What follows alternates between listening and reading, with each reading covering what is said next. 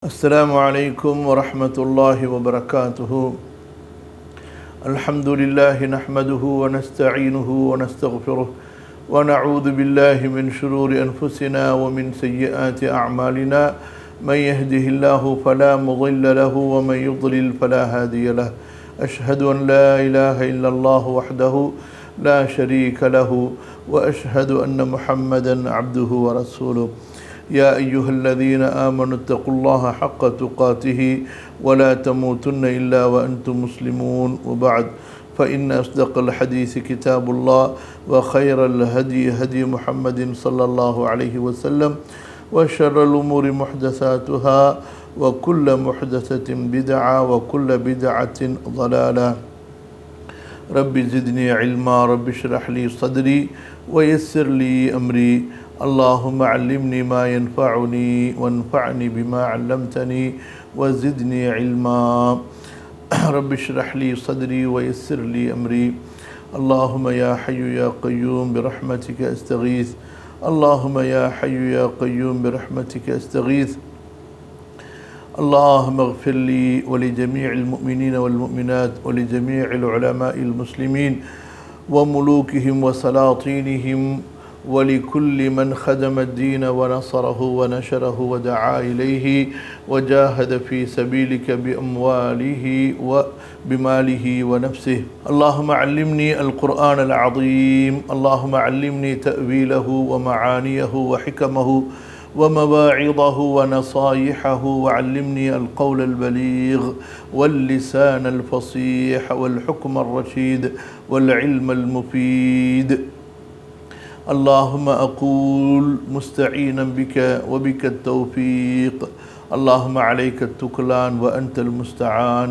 அல்ஹம்துலில்லாஹ். கண்ணியத்திற்குரிய அல்லாஹ்வின் அடியார்களே, அன்பிற்குரிய சகோதர சகோதரிகளே, அல்லாஹுடைய அருளால் அல் குர்ஆனுடைய விரிவுரையை தொடர்ந்து நாம் படிப்பதற்கு அல்லாஹு தஆலா அருள் புரிந்தான். அந்த அடிப்படையிலே சூரத்து தீனை அல்ஹம்துலில்லாஹ் பல அமர்வுகளில் இமாம் தபரி ரஹிமஹுல்லா, இமாம் இப்னு கசீர் ரஹிமஹுல்லா, இமாம் குர்துபி ரஹிமஹுல்லா ஆகியோருடைய விளக்க உரையிலிருந்து பல அமர்வுகளில் நாம் பார்த்தோம். அதற்கு பிறகு வழமை போல இந்த சூறாவின் அறிமுகங்கள், இந்த சூறாவுடைய நோக்கங்கள், இந்த சூறாவில் சொல்லப்பட்டிருக்கக்கூடிய தலைப்புகளையும் சென்ற அமர்விலே பார்த்தோம். இன்ஷா அல்லாஹ் இன்றைய நம்முடைய இந்த அமர்விலே இந்த சூறாவிலிருந்து நாம் பெற வேண்டிய படிப்பினைகள், பாடங்கள் என்ன என்பதை கற்றுக்கொள்ள இருக்கின்றோம்.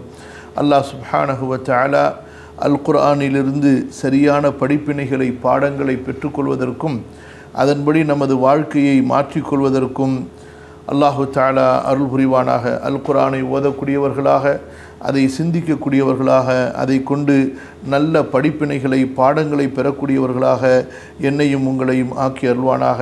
நமது சந்ததிகளையும் அல்லாஹு தஆலா நேர்வழியில் என்னையும் உங்களையும் உறுதிப்படுத்துவானாக. அன்பிற்குரிய சகோதரர்களே, சகோதரிகளே, அல்லாஹ் சுப்ஹானஹு வ தஆலா கூறுகிறான், அஊது பில்லாஹி மினஷ் ஷைத்தானிர் ரஜீம். பிஸ்மில்லாஹிர் ரஹ்மானிர் ரஹீம். வத்தீனி வஸ்ஸைத்தூனி வதூரி சீனீன வஹாதல் பலதில் அமீன். لقد خلقنا الإنسان في أحسن تقويم ثم رددناه أسفل سافلين إلا الذين آمنوا وعملوا الصالحات فلهم أجر غير ممنون فما يكذبك بعد بالدين أليس الله بأحكم الحاكمين.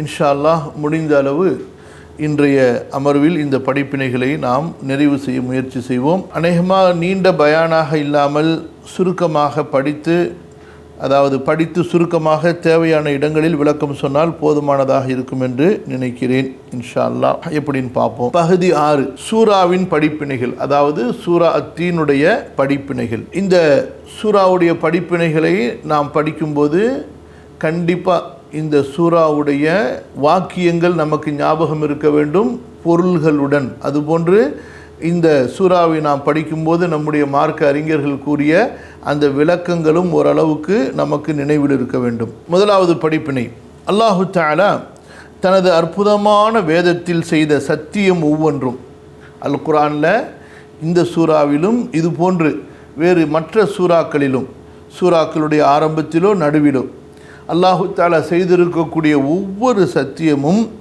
நாம் சிந்திக்க வேண்டியதும் கவனம் செலுத்த வேண்டியதும் மதிக்க வேண்டியதும் ஆகும்.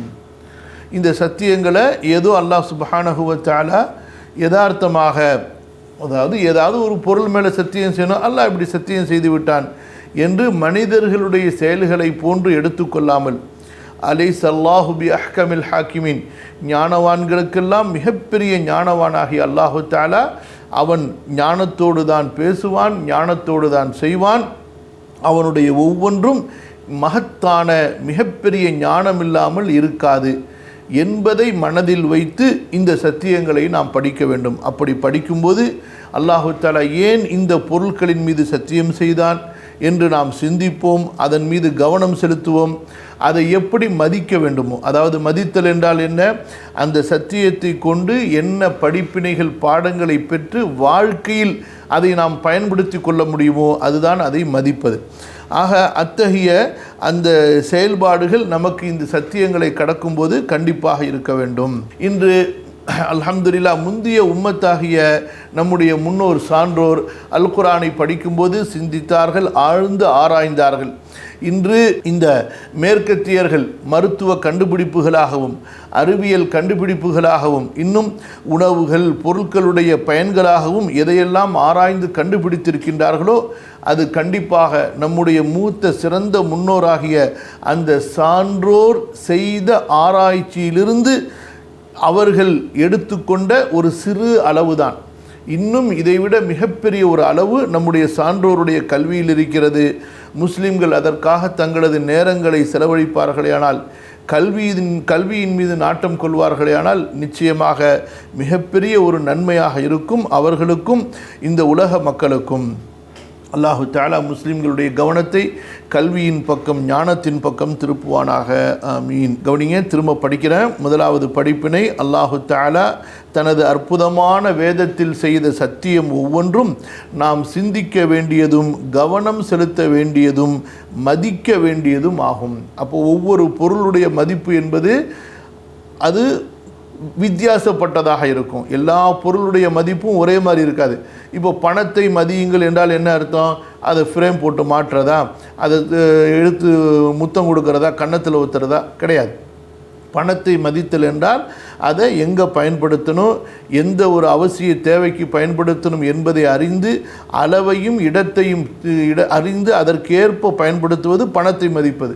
இப்போ பெற்றோரை மதியுங்கள் என்று சொல்லப்பட்டால் அதற்கு என்ன அர்த்தம்?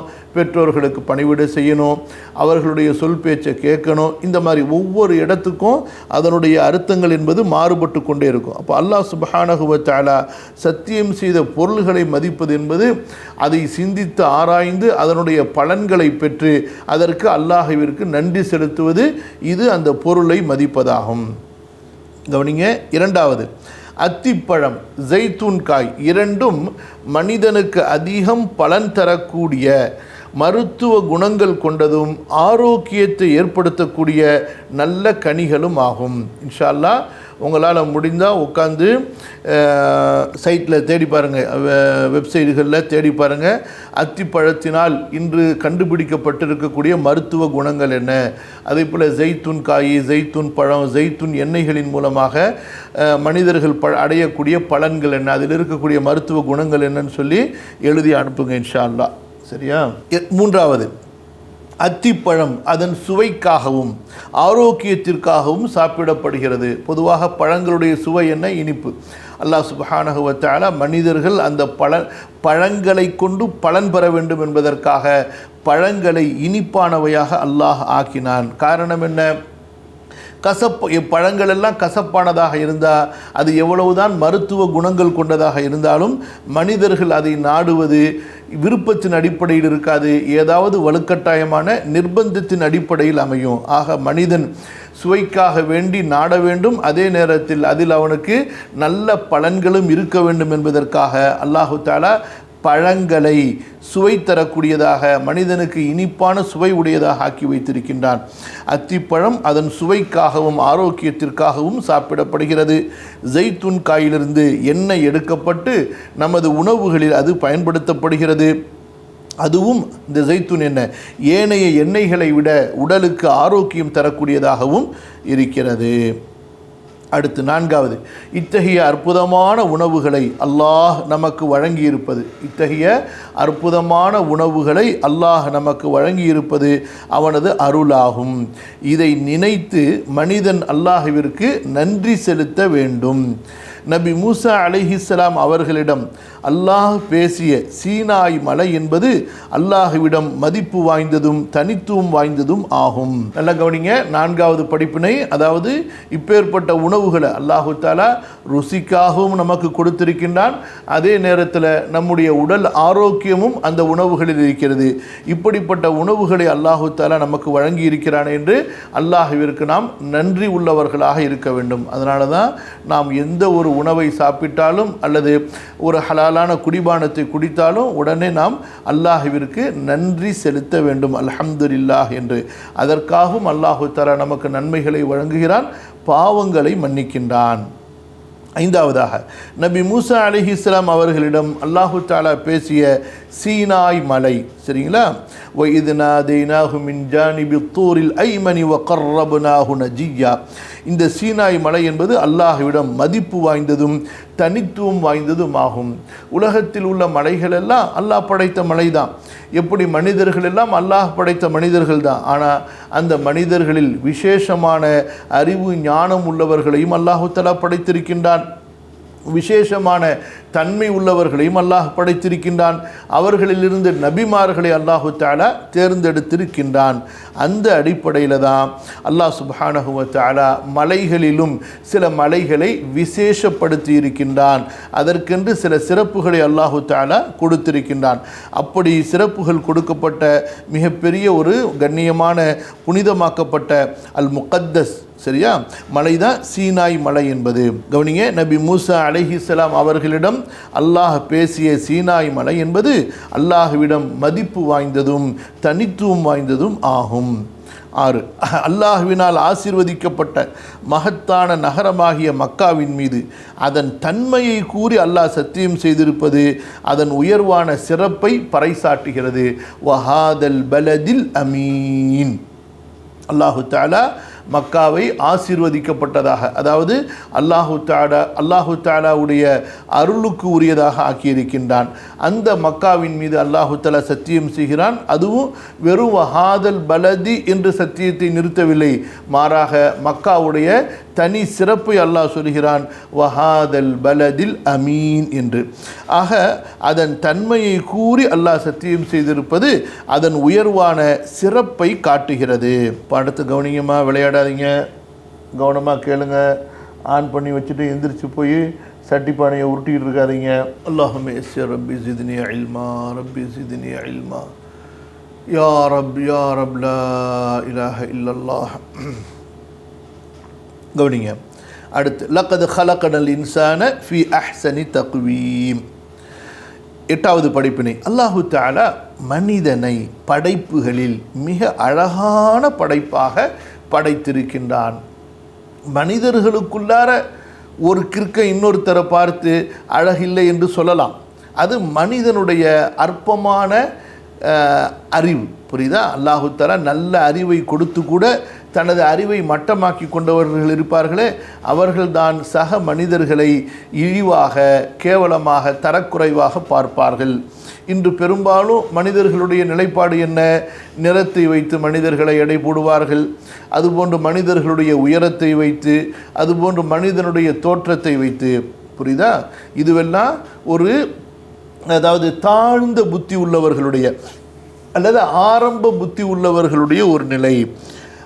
உண்மையில் யார் அறிவில் முதிர்ச்சி அடைந்தார்களோ அவர்கள் கண்டிப்பாக மனிதர்களை அவர்களின் தோற்றங்களை கொண்டு மதிப்பிட மாட்டார்கள், அவர்களுடைய முகத்தை கொண்டு மதிப்பிட மாட்டார்கள். மாறாக மனிதனிடத்தில் இருக்கக்கூடிய குணங்களை கொண்டும் அவன் கற்றுக்கொண்ட கல்வியை கொண்டும் அவன் தேடிக்கொண்ட சிறப்புகளை கொண்டும் மனிதனை மதிப்பார்கள். புரியுதா?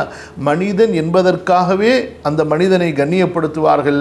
பிறகு அந்த மனிதனுடைய உயர்வை அந்த மனிதன் தேடிக்கொண்ட சிறப்புகளை வைத்து முடிவு செய்வார்களே தவிர மனிதனுடைய வெளிப்படையான தோற்றத்தை வைத்து அல்ல. இதுதான் அல்லாஹு தஆலா நமக்கு அல் குர்ஆனிலே கற்றுக் கொடுத்திருக்கக்கூடிய வழிமுறை.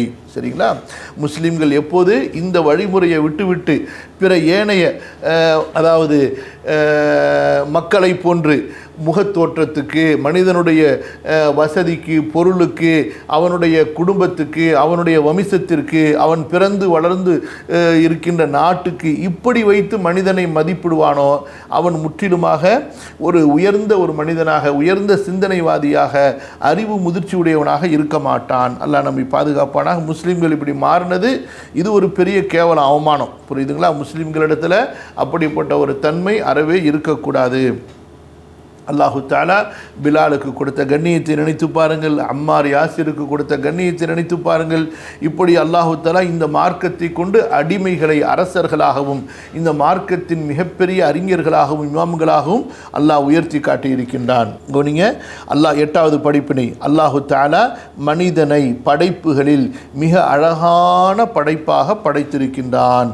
மனிதனை போன்று வேறு எந்த ஒரு படைப்பும் சிறப்புகளும் நேர்த்திகளும் உடையவை அல்ல.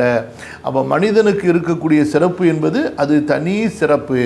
ஒரு சிங்கத்தை பற்றி மனிதன் சிறப்பாக பேசலாம், அதே போல் புலியை பற்றி, இன்னும் பல உயிரினங்களை பற்றி. ஆனால் அந்த சிறப்புகள் எல்லாம் ஏதாவது ஒரு குறிப்பிட்ட விஷயத்தில் மட்டுமே இருக்கும். ஆனால் மனிதனுக்கு அல்லாஹ் கொடுத்திருக்கக்கூடிய சிறப்புகள், நேர்த்திகள் என்பது எல்லா படைப்புகளுடைய சிறப்புகளையும் நேர்த்திகளையும் உள்ளடக்கியவையாக இருக்கும். கவனிங்க, அதுதான் நம்ம 9வது படிப்பினையில் பார்க்குறோம். எல்லா படைப்புகளில் உள்ள சிறப்புகளும் மனிதனில் இருக்கின்றன. 10 எல்லா படைப்புகளை நிர்வகிக்கக்கூடிய ஆற்றலை மனிதனுக்கு அல்லாஹ் கொடுத்திருக்கின்றான். எல்லா படைப்புகளையும் நிர்வகிக்கக்கூடிய ஆற்றலை மனிதனுக்கு அல்லாஹு தஆலா கொடுத்திருக்கின்றான். மனிதன் மீது எந்த படைப்பும் ஆதிக்கம் செலுத்த முடியாது. மனிதனை விட எவ்வளவோ பெரிய அதாவது வலிமையும் ஆற்றலும் அதே போன்று உடல் பருமனும் உடைய ஒரு யானை, அதை கூட மனிதன் தன்னுடைய சொல்லாலும் தன்னுடைய செயலாலும் கட்டி போட்டு அடக்கி அதை நிர்வகிக்கக்கூடியவனாக இருக்கின்றான். ஆனால் எந்த ஒரு படைப்பும் மனிதனை ஆளக்கூடியதாக, மனிதனை நிர்வகிக்கக்கூடியதாக ஆக முடியாது. எல்லா படைப்புகளையும் மனிதன் நிர்வகித்து விடலாம், மனிதன் அவற்றின் மீது ஆட்சி செய்து விடலாம், மனிதன் அவற்றை கட்டுப்படுத்தி விடலாம். ஆனால் மனிதன் மீது அப்படி மிருகங்கள், கால்நடைகள் கட்டுப்படுத்தக்கூடிய ஆற்றலை கொண்டு விடும் என்பது இல்லை. அப்போ இதுவும் அல்லாஹ் சுப்ஹானஹு வ தஆலா மனிதனை சிறப்பித்திருப்பதனுடைய அடையாளங்களில் ஒன்றாகும். 11 எல்லா படைப்புகளையும் இயக்கக்கூடிய திறமையையும் அறிவையும் அல்லாஹ் மனிதனுக்கு வழங்கி இருப்பது இந்த மனிதன் மீது அல்லாஹ் புரிந்த ஒரு பெரிய அருளாகும். புரியுதா? எல்லா படைப்புகளையும் இயக்கக்கூடிய திறமையையும் அறிவையும் அல்லாஹு தஆலா மனிதனுக்கு வழங்கி இருப்பது இந்த மனிதன் மீது அல்லாஹு தஆலா புரிந்த ஒரு பெரிய அருளாகும். 12வது படிப்பினை கவனிங்க. எல்லாம் இந்த லக்கத் ஹலகனல் இன்சான ஃபி அஹ்சனி தக்வீம், அப்புறம் சும்ம ரஜதனாஹு அஸ்ஃபல சாஃபிலின் இல்லல்லதீன ஆமனு அமிலுஸ் ஸாலிஹாத். இந்த 3 வசனங்களையும் நீங்கள் மனதில் வைத்துக்கொண்டு இப்போ சொல்லக்கூடிய படிப்பினைகளை சிந்தித்து கொண்டே புரிந்து கொண்டே வர வேண்டும். கவனிங்க, ஒவ்வொரு படைப்பும் ஒரு நோக்கத்திற்காக படைக்கப்படுகின்றன. மனிதன் எதற்காக படைக்கப்பட்டான்? அல்லாஹுவை வணங்குவதற்காகவும் இந்த பூமியில் அல்லாஹுவின் தீனை நிலைநாட்டுவதற்காகவும் அல்லாஹுவின் பக்கம் அவனது அடியார்களை அழைப்பதற்காகவும் படைப்புகளுக்கு மத்தியில் நீதம் செலுத்துவதற்காகவும் படைக்கப்பட்டுள்ளான்.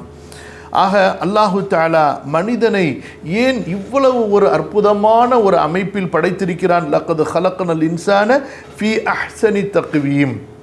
அல்லாஹ் நாடினா நூற்றுக்கணக்கான, ஆயிரக்கணக்கான, கோடிக்கணக்கான புழுக்களில் ஒரு புழுவாக, அதாவது கணக்கற்ற ஜீவராசிகளில் ஒரு ஜீவனாக மனிதனை அல்லாஹு தஆலா படைத்திருக்கலாம், ஒரு தூசியாக படைத்திருக்கலாம், அல்லது வேறு ஏதாவது காட்டில் இருக்கக்கூடிய ஒரு மிருகமாக அல்லாஹ் படைத்திருக்கலாம், அல்லது நீரில் வாழக்கூடிய ஒரு மீனாக அல்லாஹ் படைத்திருக்கலாம், அல்லது பூமியில் மண்ணுக்குள் வாழக்கூடிய ஒரு புழுவாக பூச்சியாக அல்லாஹு தஆலா படைத்திருக்கலாம். அல்லாஹ் சுப்ஹானஹு வ தஆலா இந்த மனிதனை மற்ற படைப்புகளிலிருந்து வித்தியாசப்படுத்தினான்.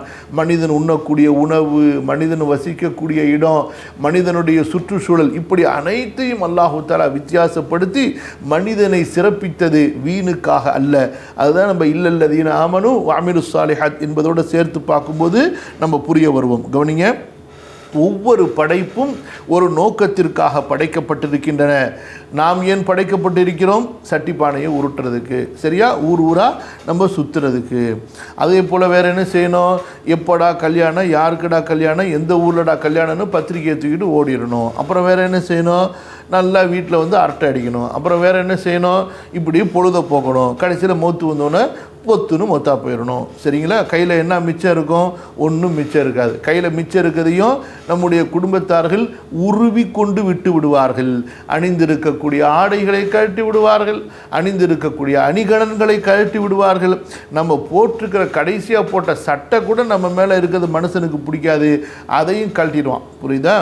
இப்படிப்பட்ட துன்யாவுக்கு தான் நம்ம இன்றைக்கு ஆசைப்பட்டு கொண்டு, அதை கொண்டு பெருமைப்பட்டு கொண்டு, அதை கொண்டு மார்த்தட்டி கொண்டிருக்கிறோம். கவனிங்க, பின்னாடி நிறைய விஷயங்கள் வரும்.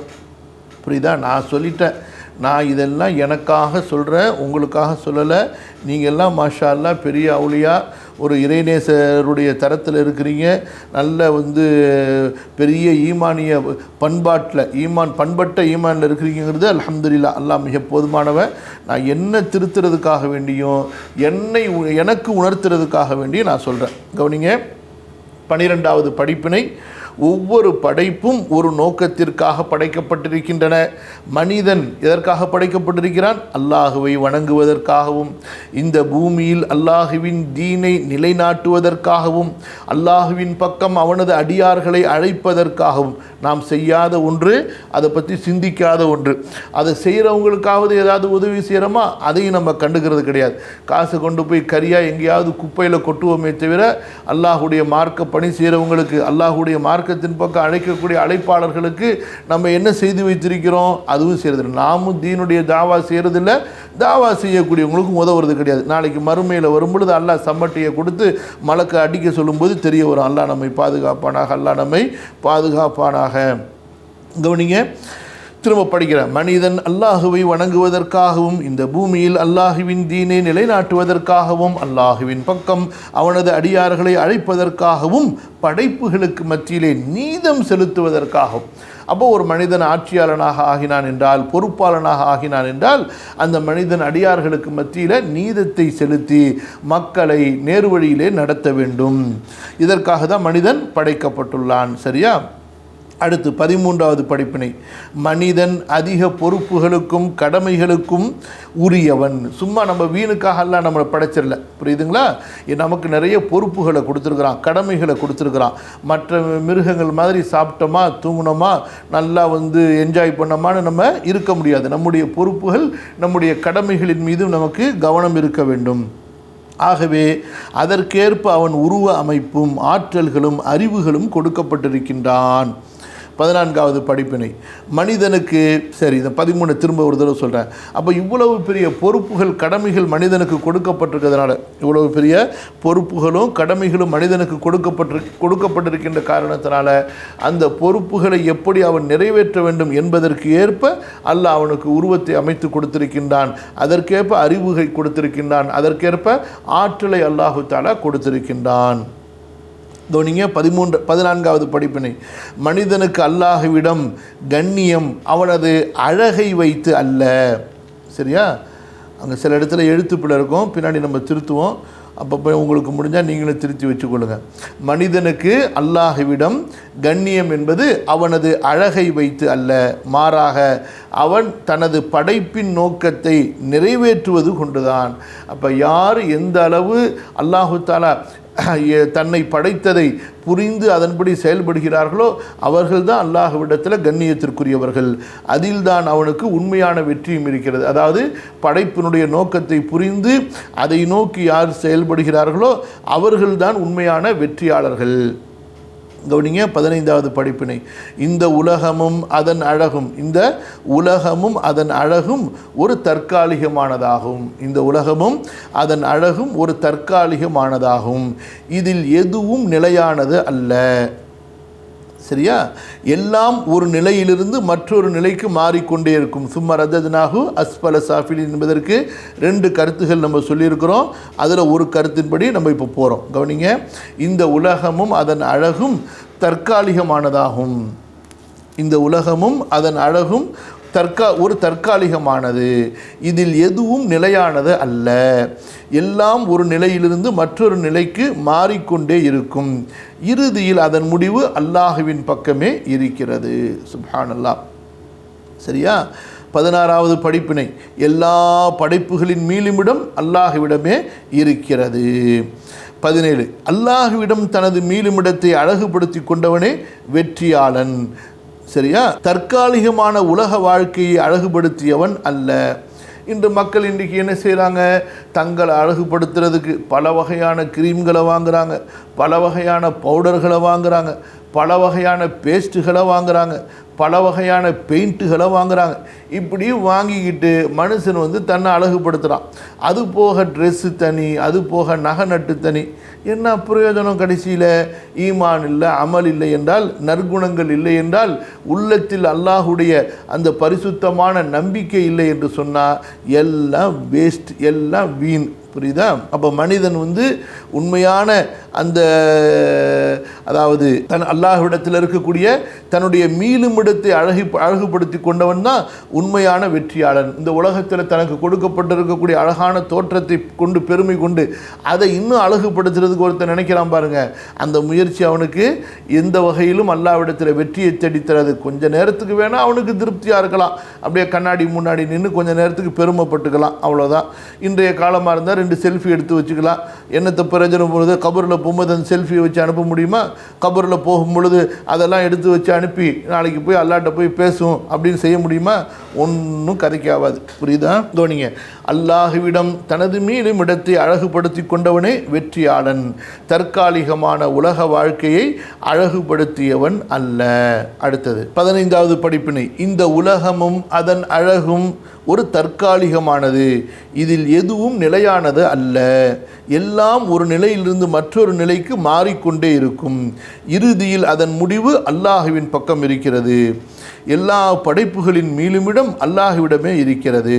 16 17 அல்லாஹுவிடம் தனது மீளுமிடத்தை அழகுபடுத்தி கொண்டவனே வெற்றியாளன். தற்காலிகமான உலக வாழ்க்கையை அழகுபடுத்தியவன் அல்ல. இன்றைக்கு வீட்டை அழகுபடுத்துகிறாங்க. வீட்டில் தன்னுடைய ஜன்னலுக்கு போட்டிருக்கக்கூடிய அந்த ஸ்க்ரீன் திரையை அழகுபடுத்துகிறாங்க. ஒரு பொருளையும் அழகாக இருக்கா, தனித்துவமாக இருக்கா என்று தேடி தேடி வாங்கி வைக்கிறான். கடைசியில் அட மூட்டாப்பையில் எதடா நீ தூக்கிட்டு போகிற, எதை இனி தூக்கிட்டு போக மாட்டேன். சரிங்களா? ஈசா அலைஹிஸ்ஸலாத்து வஸ்ஸலாம் இந்த பூமியில் இவ்வளவு பெரிய உயர்ந்த மாமனிதர் ஒரே ஒரு லோட்டாவோட வாழ்ந்துட்டு போயிட்டாங்க. நாளைக்கு மறுமையில் எப்பேற்பட்ட ஒரு சிறந்த வாழ்க்கை அவங்களுக்கு இருக்கு, யோசிச்சு பாருங்கள். அப்போ இந்த உலகத்தை யார் எந்த அளவு சுருக்கமாக்கி எளிதாக்கி கொண்டார்களோ அவர்களுக்கு மறுமை மிக சிறப்பாக இருக்கிறது.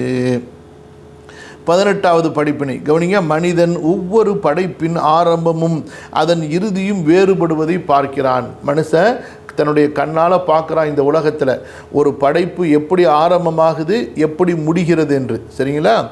ஒவ்வொரு படைப்பும் இந்த உலகத்தில் பிறந்ததிலிருந்து தனது இறப்பை நோக்கி நகர்கின்றன.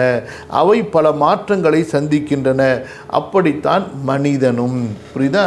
பிற படைப்புகளை பார்க்குறான், ஆனால் தன்னுடைய படைப்பை, தான் படைக்கப்பட்டதை, தன்னுடைய மாற்றங்களை அவன் சிந்திப்பதில்லை.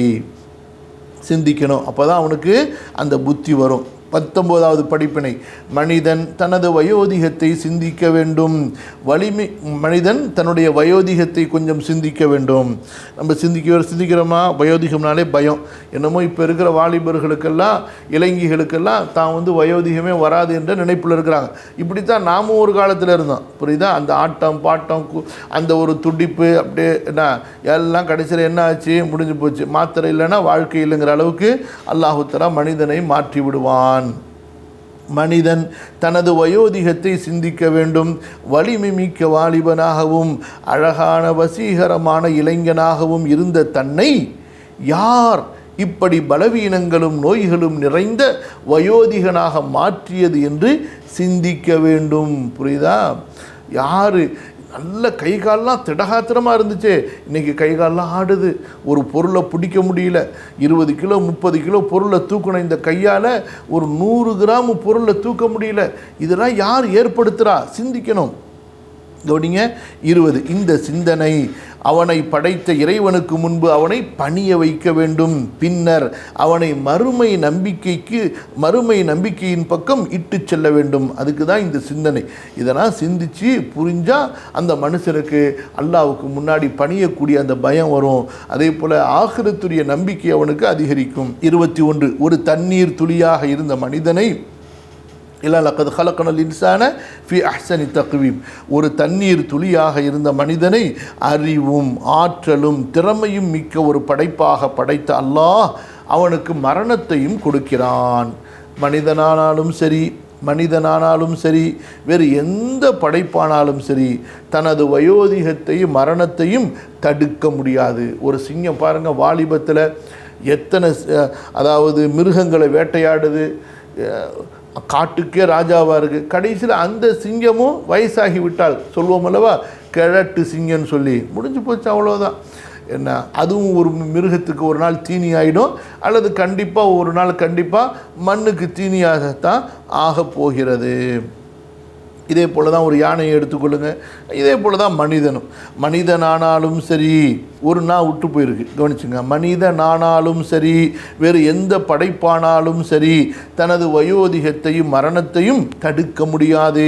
மனிதன் விரும்பினாலும் விரும்பாவிட்டாலும் வயோதிகமும் மரணமும் அவனுக்கு நிகழ்ந்தே தீரும். அடுத்து 22 கவனிங்க. சுய விருப்பு வெறுப்போடு ஒரு செயலை தேர்ந்தெடுத்து செய்கிற மனிதனின் செயல்களுக்கு கண்டிப்பாக ஒரு தீர்ப்பு இருக்க வேண்டும். இல்லல்லதீன ஆமனு வஅமிலுஸ் ஸாலிஹாத்தி ஃபலஹும் அஜ்ருன் கைரு மம்னூன் ஃபமா யுகذிபுக பஅது பித்தீன். மனிதன் இந்த உலகத்தில் நிறைய செயல்களை செய்கிறான்.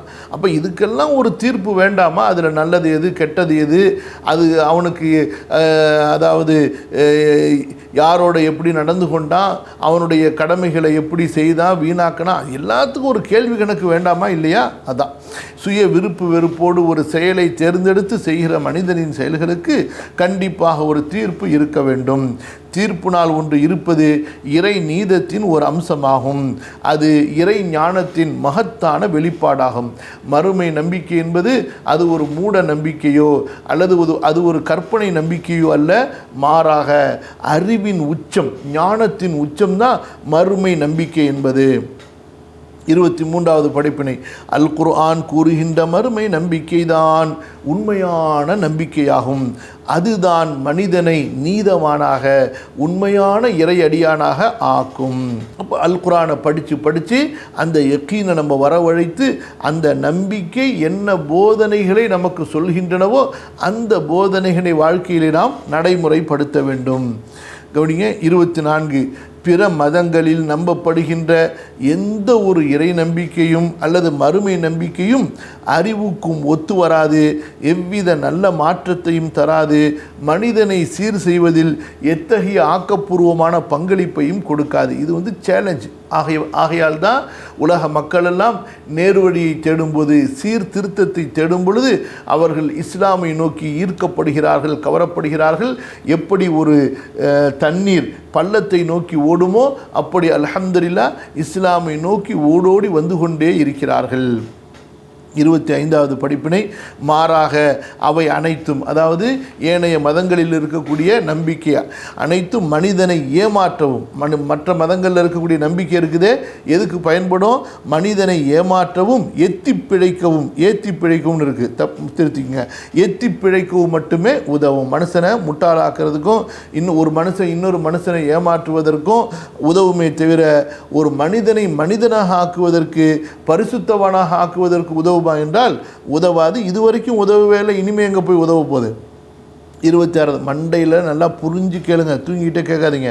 26 இந்த உலகத்தில் மனிதன் வகித்த பதவிகளோ, நல்லா கவனிங்க, இந்த உலகத்தில் மனிதன் வகித்த பதவிகளோ, அவனிடம் இருந்த தகுதிகளோ, அவன் சொந்தமாக்கி வைத்திருந்த ஆட்சி அதிகாரங்களோ, வசதியான வாழ்க்கையோ, ஆடம்பரமான பொருட்களோ, வானுயர கட்டிய கோபுரங்களோ, அலங்காரமாக கட்டிய அரண்மனைகளோ அந்த மனிதனுக்கு மறுமையில் எந்த பலனையும் கொடுக்காது.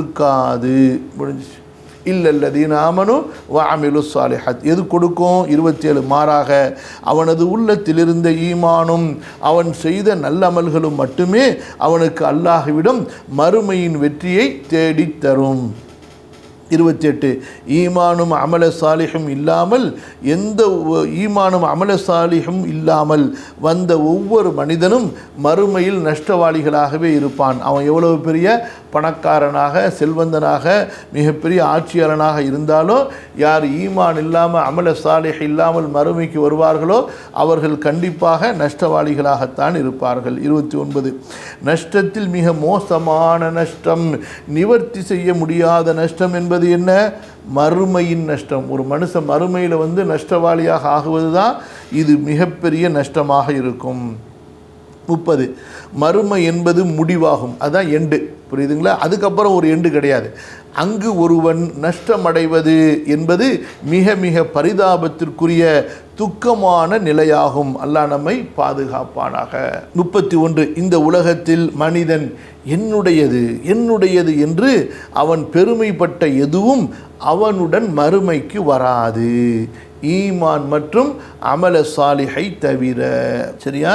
32 இந்த உலகத்தில் மனிதன் போட்டி போட்டு சேகரித்த, கட்டி ஆண்ட எல்லா செல்வங்களும் சொத்து சுகங்களும் அவனுக்கு தற்காலிகமானவை. புரியுதா? அதனால தான் நான் எப்போதுமே யார் கேட்டாலும் பர்மனெண்ட் அட்ரஸ்ன்னு கேட்டால் கப்ரிஸ்தானுன்னு சொல்லிடுறது. புரியுதுங்களா? எங்கடா பர்மனெண்ட் அட்ரஸ் நமக்கு இருக்குது? ஏதாவது இருக்கா சொல்லுங்கள் பர்மனெண்ட் அட்ரஸ்ன்னு. இதில் வேறு பர்மனெண்ட் அட்ரஸை கொடுங்க. உங்கள் பர்மனெண்ட் அட்ரஸ்ஸு, நீங்கள் இந்த வீட்டில் தான் பர்மனெண்ட்டாக இருப்பீங்களா? முட்டா பசங்களா, எப்படா பர்மனெண்ட்டாக இருப்பான்? அவன் செத்து போயிட்டு அவனை தூக்கி அவன் குடும்பம்லாம் கபரில் போட்டுருவாங்க. புரியுதா இல்லையா? அந்த காலத்தில் ஒரு சம்பவம் சொல்லுவாங்க, உண்மையாக நடந்ததுன்னு சொல்லுவாங்க, அல்லாஹ் ஆலம். புருஷனை வெளிநாட்டில் வச்சு சம்பாதிச்சு நிலம் வாங்கணும், வீடு கட்டணும்னு சொன்னானா ஒரு பொண்டாட்டி. சரின்னு சொல்லிட்டு கஷ்டப்பட்டு அவனும் சம்பாதிச்சானா, நிலத்தை வாங்கினானா, எப்படியாவது வீடு கட்டணுன்னு வாங்கன்னு சொல்லிட்டு அவனை அங்கேயே வச்சுருந்தாலும் பல வருஷங்கள் ஆச்சான், கஷ்டப்பட்டானா, சம்பாதிச்சான், காசு அனுப்புனா, வீட்டையும் வாங்கியாச்சு. கடைசியில் எல்லாம் முடிஞ்சு வீட்டுக்கு குடி போகக்கூடிய புதுமனை புகுவிழா. இதில் வேறு புதுமனை புகுவிழாவா? என்னத்தை புதுமனை புகுவிழா அப்படின்னு சொல்லி கடைசியில் எல்லாம் புதுமனை புகுவிழா. கடைசியில் பார்த்தா அவர் மௌத்தா போயிட்டார். வருது ஜனாசா. அச்சோ, புது வீட்டில் கொண்டாந்து ஜனாசாவை வைக்கிறதா, வேறு பழைய வீட்லேயே வச்சிருவோம் அல்லது சொந்தக்காரங்க வீட்டில் வச்சிருவோன்னு சொல்லிட்டு அந்த மனைவி என்ன செஞ்சாலாம், அதை கொண்டு போய் எங்கேயோ ஒரு வீட்டில் வச்சாலாம். இந்த வீட்டில் புது வீட்டில் ஜனாசாவை வச்சா அது ஒரு மாதிரி அபச குணமாக போயிடுமேன்னு சொல்லிட்டு. இதான் மனிதனுடைய நிலை. சரியா இல்லையா? யா அர்ஹமர் ராஹிமீன் ரப்பி ஸித்னி இல்மா. திரும்ப படிப்போமா? 31வது படிப்பினை இந்த உலகத்தில் மனிதன் என்னுடையது என்று அவன் பெருமைப்பட்ட எதுவும் அவனுடன் மறுமைக்கு வராது, இல்லல்லதீன ஆமனு வஅமிலு ஸாலிஹாத் ஈமான் மற்றும் அமல சாலிஹை தவிர. 32 இந்த உலகத்தில் மனிதன் போட்டி போட்டு சேகரித்த, கட்டி ஆண்ட எல்லா செல்வங்களும் சொத்து சுகங்களும் அவனுக்கு தற்காலிகமானவை, அவன் மறுமைக்காக தேடிக்கொண்ட நல்ல அமல்களை தவிர. 33 அல்லாஹ் மறுமையில் நல்லோருக்கு வழங்கும் கூலிகளோ பலகும் அஜ்ருன் கைரு மம்னூன், நல்லோருக்கு வழங்கும் கூலிகளோ மிக மிக அதிகமானவை, என்றும் முடி உறாதவை, எவ்வித குறையுமற்றவை. அப்போ அதை ஆசைப்படுறதா அல்லது இந்த பிச்சைக்கார துன்யாவை ஆசைப்படுறதா? யோசிச்சு பாருங்கள். 34 தனது நல்லடியார்களை அல்லாஹ் மறுமையில் திருப்திப்படுத்துவான். ஃபலஹும் அஜ்ருன் கைரு மம்னூன். எப்படி திருப்திப்படுத்துவான்? செஞ்சதுக்கு மட்டுமா கூலி கொடுப்பான்? அப்போ என்ன திருப்தி ஏற்படும்? முழுசாக ஏற்படாது. அதுவே பெருசு தான். அது கிடைச்சாலே அல்லாஹு தஆலா அதை விட சேர்த்து கொடுப்பண்டா. புரியுதுங்களா? திருப்திப்படுத்துவான், மகிழ்விப்பான். அந்த அடியான் இந்த உலகத்தில் அல்லாஹுவை திருப்திப்படுத்தியதற்காக, அல்லாஹ்வை மகிழ்வித்ததற்காக மறுமையிலேயும் அல்லாஹு தஆலா அந்த அடியானை திருப்திப்படுத்துவான், மகிழ்விப்பான். 35 அல்லாஹுவின் திருப்திக்காக, இப்போ நான் விட்டுருக்கேன் திருச்சிங்க, அல்லாஹுவின் திருப்திக்காக தனது ஆசைகளையும் விருப்பங்களையும் யார் துறக்கின்றானோ அவனது பாதையில், அதாவது அல்லாஹுடைய பாதையில் சிரமங்களையும் சோதனைகளையும் சகித்து தாங்கிக் கொள்வானோ, இம்மையை விட மறுமையை தேர்ந்தெடுக்கின்றானோ, செல்வத்தை விட நல்ல அமல்களை தேர்ந்தெடுக்கின்றானோ அவன்தான் உண்மையான நற்பாக்கியவான். அவனது கூலி அல்லாஹ்விடம் குறைவின்றி இருக்கும். மறுமையில் நிரந்தரமான மகிழ்ச்சியான வாழ்க்கையை அல்லாஹ் அவர்களுக்கு வழங்கி அவர்களுக்கு சொந்தமாக்கி வைப்பான். புரியுதா? இந்த 35வது படிப்பினையை நல்லா சிந்திச்சு படிங்க. ஆக இந்த உலகத்தில் மனிதன் இப்படி வாழ்வானேனால் எப்படி? அல்லாஹ்வுடைய திருப்திக்காக தனது ஆசைகளை விருப்பங்களை துறந்து விடுகின்றான், அல்லாஹ்வுடைய பாதையில் சிரமங்களை சோதனைகளை சகித்து கொள்கிறான், இந்த உலக வாழ்க்கையை விட மறுமையை தேர்ந்தெடுக்கின்றான், செல்வத்தை விட நல்ல அமல்களை தேர்ந்தெடுக்கின்றான். புரியுதா? இவன் தான் உண்மையிலேயே நற்பாக்கியசாலி. உடலால் அழகானவன் அல்ல, தோற்றத்தால் சிறந்தவன வசீகரமானவன் அல்ல. யாரு நற்பாக்கியவான்? யாரு அமல்களை கொண்டு தன்னை அலங்கரித்து கொண்டானோ. மறுமையில் நிரந்தரமான மகிழ்ச்சியான வாழ்க்கையை அல்லாஹ் அவர்களுக்கு சொந்தமாக்கி வைப்பான். 36 மறுமை நாளில் அல்லாஹுவின் தீர்ப்பு மிக மிக நீதமாகவும் சரியாகவும் இருக்கும். அலைஹிஸ்ஸலாஹு பி அஹ்கமில் ஹாக்கிமீன். ஓர் அணு அளவும் மனிதனுக்கு அநீதி இழைக்கப்படாது. 37 மனிதனின் உறவுகளும் புகழ்களும் அவனுக்கு மறுமையில் பலன் தராது. உங்கள் சொந்த பந்தம், எனக்கு அவரை தெரியும், எனக்கு இவரை தெரியும், அவர் ஏன் சொந்தக்காரர் தான், ஒன்றும் கிழிக்க முடியாது மறுமையில் வந்து. அதே போல் அவனுடைய புகழ், இந்த உலகத்தில் அவர் எப்பேற்பட்ட ஆள் தெரியுமா அப்படின்னு சொல்லி என்னத்தை மக்கள் புகழ்ந்தாலும் சரி, இந்த புகழை வைத்து நாளைக்கு மறுமையில் எதையும் சாதிக்க முடியுமா என்றால் முடியாது. எது அல்லாஹ்வுக்காக அல்லாஹ்வை கொண்டு இருந்ததோ அதை தவிர. கவனிங்க 38 மறுமை நம்பிக்கை கொண்டவன் தான் உண்மையான புத்திசாலி. 39 மறுமை நம்பிக்கை இல்லாமல் இருப்பது மனிதனை இம்மையிலும் மறுமையிலும் கேவலப்படுத்திவிடும். சும்மரதனாகு அஸ்பல சாஃபிலீன். 40வது படிப்பினை மறுமையை பொய்ப்பிப்பவன், அதாவது மறுமையை நம்பிக்கை கொள்ளாதவன் முற்றிலும் இறைவனை நிராகரித்தவனாகவும், அவன் எவ்வளவுதான் கடவுள் நம்பிக்கை இருக்கு என்று தனக்கு சொன்னாலும் மறுமையை யார் நம்பவில்லையோ அவர்கள் அல்லாஹுவை நிராகரித்து விட்டார்கள். ஏக இறைவனை அவர்கள் நிராகரித்தவர்கள். தனது மகத்தான நன்மையை இழந்தவனாகவும் வாழ்க்கையின் நோக்கத்தையும் உண்மையான குறிக்கோளையும் அறியாதவனாகவும் தான் இருப்பான். அப்போ மறுமை நம்பிக்கை இல்லாமல் கடவுள் நம்பிக்கை என்பது ஒன்றும் இல்லை. மறுமை நம்பிக்கை இல்லாமல் ஒரு மனிதன் தன்னுடைய வாழ்க்கையின் நோக்கத்தை அடையவே முடியாது, தன்னுடைய வாழ்க்கையின் குறிக்கோளை அவன் பூர்த்தி செய்யவே முடியாது. அல் குர்ஆன் சொல்லி இருக்கக்கூடிய மறுமை நம்பிக்கையை ஈமான் கொண்டு மறுமை நம்பிக்கையை ஏற்று அதன்படி தன்னுடைய வாழ்க்கையை அமைத்து கொண்டவன் தான் உண்மையான இறை நம்பிக்கையாளன். அவன் தான் உண்மையான விசுவாசி, அவன் தான் உண்மையான முஃமின். அவன்தான் தன்னுடைய வாழ்க்கையுடைய நோக்கத்தை லட்சியத்தை பூர்த்தி செய்ய முடியும். அல்லாஹ் அவனை தான் பொருந்தி கொள்வான். அல்ஹம்துலில்லாஹ். இந்த சூறாவிலிருந்து இன்னும் எவ்வளவோ எழுதலாம், இருந்தாலும் போதும்னு சொல்லி ஒரு 40 படிப்பினைகளோடு இன்ஷா அல்லாஹ் நம்ம இந்த சூறாவை நிறைவு செஞ்சுருக்கிறோம். நீங்கள் சிந்திச்சா இன்ஷா அல்லாஹ் இதை விட அழகாகவும் சிறப்பாகவும் அதிகமாகவும் படிப்பினைகளை நீங்கள் எடுக்கலாம் இன்ஷா அல்லாஹ். அப்படி எடுத்தீங்கன்னா எனக்கு அனுப்பி வைங்க, நானும் பயன்பெறுகிறேன். அல்லாஹ் சுப்ஹானஹு வ தஆலா அல் குர்ஆனை ஓதக்கூடியவர்களாக, சிந்திக்கக்கூடியவர்களாக, அதை கொண்டு நற்பலன்களை அடையக்கூடியவர்களாக என்னையும் உங்களையும் ஆக்கி அருள்வானாக. அல் குர்ஆன் யாருக்கு சாட்சி கூறுமோ, அல் குர்ஆன் யாருக்கு சாதகமாக சாட்சி கூறுமோ, யாரை சொர்க்கத்தின் பக்கம் அழைத்து செல்லுமோ அத்தகைய நல்ல மக்களில் என்னையும் உங்களையும் நமது பெற்றோரையும் குடும்பத்தாரையும் அல்லாஹ் ஆக்கி அருள்வானாக. அல் குர்ஆனுக்கு சேவை செய்வதற்கும் அல் குர்ஆனுக்கு சேவை செய்பவர்களுக்கு சேவை செய்வதற்கும் அல்லாஹு தஆலா அருள் புரிவானாக. அல் குர்ஆனுடைய அழைப்பை கொண்டு உலக மக்களை இஸ்லாமின் பக்கம் அல்லாஹுவின் பக்கம் அழைக்கக்கூடிய அடியார்களுக்கு உதவக்கூடிய, அவர்களது தேவைகளை நிறைவேற்றி வைக்கக்கூடிய நல்ல தௌஃபீக்கை அல்லாஹு தஆலா எனக்கும் உங்களுக்கும் நமது சமுதாய மக்களுக்கும் தந்தருள்வானாக. அஸ்தக்ஃபிருல்லாஹல் அஸீம் லீ வ லக்கும் ஃபஸ்தக்ஃபிருஹு இன்னஹு ஹுவல் கஃபூருர் ரஹீம். சுப்ஹானக அல்லாஹும்ம பிஹம்திக அஷ்ஹது அன் லா இலாஹ இல்லா அன்த அஸ்தக்ஃபிருக வ அத்தூபு இலைக். வஸ்ஸலாமு அலைக்கும் வரஹ்மத்துல்லாஹி வபரகாத்துஹு.